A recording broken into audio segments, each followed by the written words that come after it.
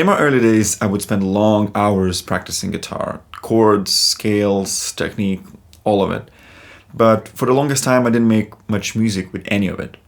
Yes, of course, I would come up with occasional silly riff or some chord sequence, but I didn't start writing music properly until much later when I started playing with people and joining bands.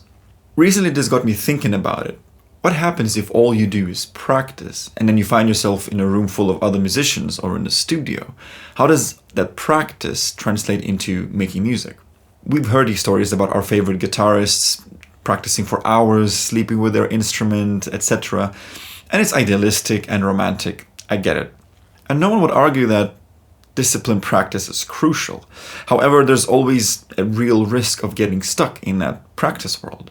When I think about someone like Jimi Hendrix, for instance, I don't imagine countless hours of isolated drills. I imagine him actually playing music, meaning playing along with the records, jamming to songs on the radio, learning tunes from tapes. In my mind, he's directly interacting with music as part of his practice. This leads me to metronome, which is an amazing tool to measure progress. There's no doubt about that. However, playing along with records adds another dimension to the experience. Over time, I noticed that I started listening to the band and not just what I am playing. I also started following the cues and naturally respond to the music that is being played around me. So that's especially prevalent in all the recordings that were not recorded with a metronome. So when things would get exciting in a room, the tempo will go up a notch. And that's what makes music alive and human.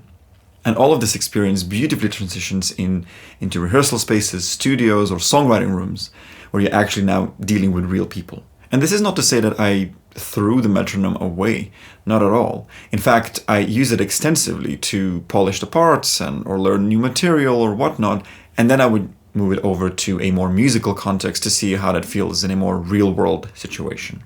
Practice focuses on getting things right, getting things perfect, while playing music means exactly what it says on the tin. Play. Like in the sandbox, meaning experimentation, making mistakes, messing up, trying again, trying in a different way, discovering new things, etc. What I realized is that I needed both, because for quite some time I was expecting practice to do the job it was never meant to, which is make music.